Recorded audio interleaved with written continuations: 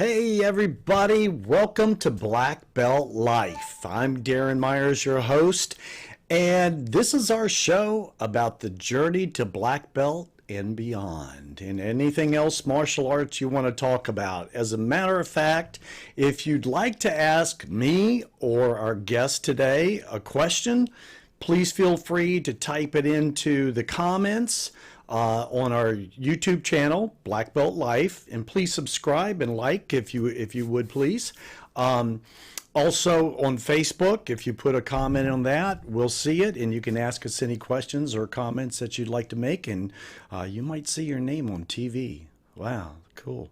Hey, today we have a special guest. As a matter of fact, it's our very first guest we've ever had, and so we've gone to the extreme of technical stuff to bring to you Sensei Jason Hammond of Virginia Martial Arts Center. Let's give him a hand. Yay! Hi, Sensei. How are you? I'm doing well. How are y'all? We're doing great, man. We are glad to have you, and we're excited to do this as a live interview for the very first time.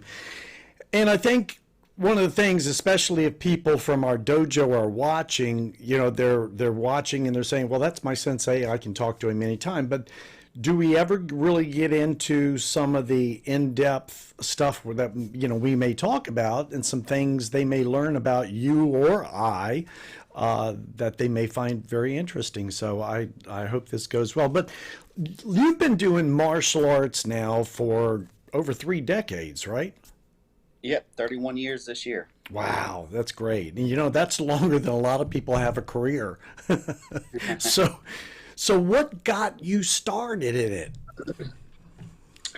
Actually, it was just being tired of being bullied when I was in school. It's kind of the socially awkward kid, so I was easy to be picked on and got tired of being beat up and jumped, and wanted to have something to protect myself and just give me a little bit more confidence with what I was doing.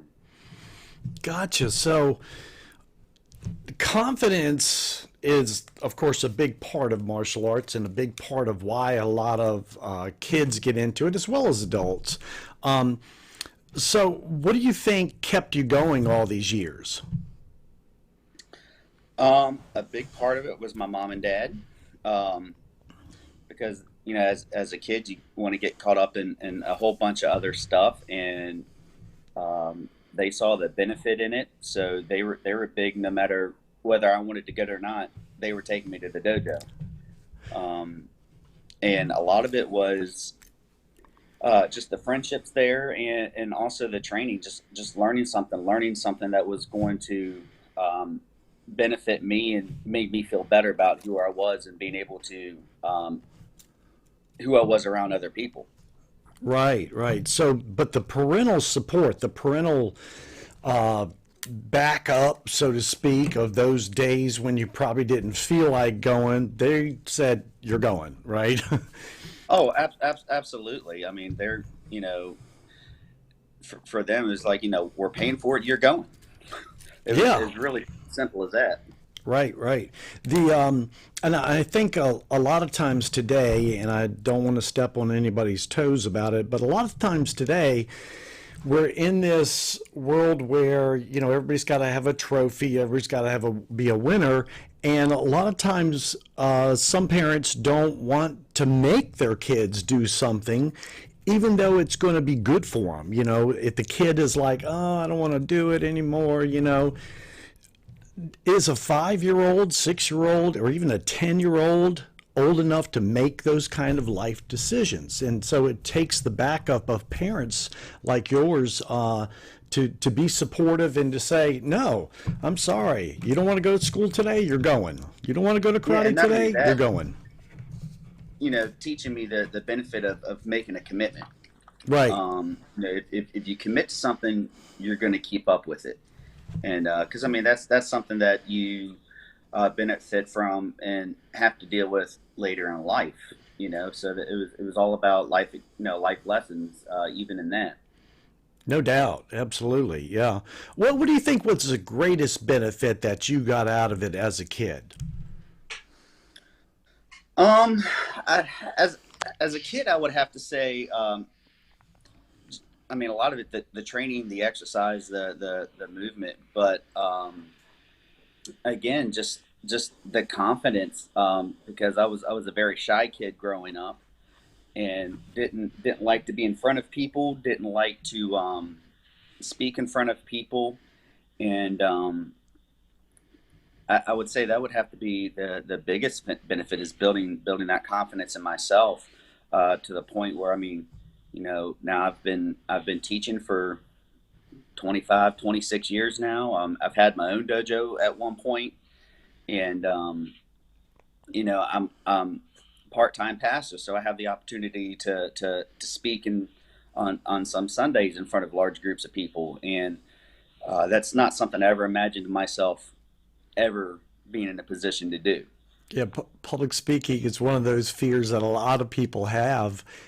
I can remember a story that your parents told me Oh where boy. you had gotten, I think it was your yellow belt or something, and there was a family function, and you said, "May I be excused?" and went out and came back in with your belt and everything, and you made a whole presentation to the family, and they were like just in shock. I don't remember that, You but don't remember? I do remember your parents telling me that story. wow. So you've been doing this 30 plus years. Why do you still train and teach? Um, I still train for the same benefits. I've got a desire to learn, and we've got such a legacy with what we teach through the instructors that we have through Soki, and that's something that's basically become part of a lifestyle for me. And you know, karate's been a life changing thing for me. So that's why I continue to train, because there's always something to learn. I always like the opportunity, even if it's something like, a basic kata, and still learning stuff out of the basic stuff. Um, and I continue to teach because I just love the opportunity to be around the kids and the students, and see those light bulb moments in them, see something change in their life, see something um, get better in their life, especially when you see some kids that are um, struggling, or you think maybe this isn't their thing, but they keep at it and they keep at it, and you see them continue to grow and progress. And look at them, you look at them now from a couple of years ago, and it's a completely different person. And those moments are probably some of the most rewarding to me, uh, as well as just the intimate relationships that you can build through the teacher student relationship, as far as growing together and learning from each other. So That's so true. And I think as far as like making friends and stuff like that, karate has given both of us the opportunity to have friends not only in the dojo, but through our organization, Kunimakai International. We've got friends all over the world. And I'm sure any of them would do anything for us that we asked, and we do the same back. So it is incredible how we build those relationships through it. Now, 30 years of this, I'm sure not everything was, always a progressive step, whatever. You probably had some setbacks. What do you think was your biggest failure? Okay. And what did you learn from it? I remember back when, before we even did all the strike testing, it was, you tested on a Friday and you passed or you didn't. And I remember being, I don't know, it was an early, maybe probably novice level. And I remember going to testing and watching everybody else get their belt except for me. And that was kind of a light bulb moment for me, because I told myself that was never going to happen again, because I mean, there was a bit of an embarrassment, just the fact that I just didn't didn't train hard enough, um, and I wasn't going to let that happen again. I wasn't. There was never going to be a moment from that point that I was never going to be the only one standing without a belt. So it taught me that I just have to work harder. I have to put the extra effort in if I'm going to reach those goals. Um, Another moment I remember was my brown belt test. I remember it just being me and somebody else testing, and I remember that being a particularly rough test for me, uh, for the two of us, especially with feel like just not putting the effort in at the beginning and really learning the the consequences of that throughout the test. God, right. Yeah, and the fact that you didn't give up says volumes, because a lot of people probably would have seen that as the opportunity to just say, I quit, I'm going to give up. And quitting is easy, you know. Hmm. Sticking to it and having the perseverance to continue on and not let that stop you, but actually motivate you. Like I said, it says volumes. It's amazing, and what it does to your character and what it builds is amazing, and it's built a person that you've become. So congratulations to that. What what advice can you give to other students that are on that journey to black belt and they're trying to achieve their black belt? Um, One of the things I like to tell students in this class is don't be afraid of failure. Um, I know society kind of has this idea that failure is not an option. Failure is probably our biggest teacher, a lot of times, and it we're not perfect. We're on a lifelong journey. You're going to have those hurdles. You're going to have those setbacks, but those are the moments when you can either, like you said, you can give up, or you can take that and see, okay, now what do I have to learn from this? What can I do differently, um, so this doesn't happen again? So I would almost say, to a degree, embrace the moments of failure, um, because those are going to be your most beneficial lessons and moving forward, and making you a better person. No doubt, no doubt. Well, great. If you were sitting in my seat now and you were asking the questions, any other questions you would ask yourself? Whew, that's a good one. I didn't prep you for that one, did I? No, you didn't. No, you didn't. Um,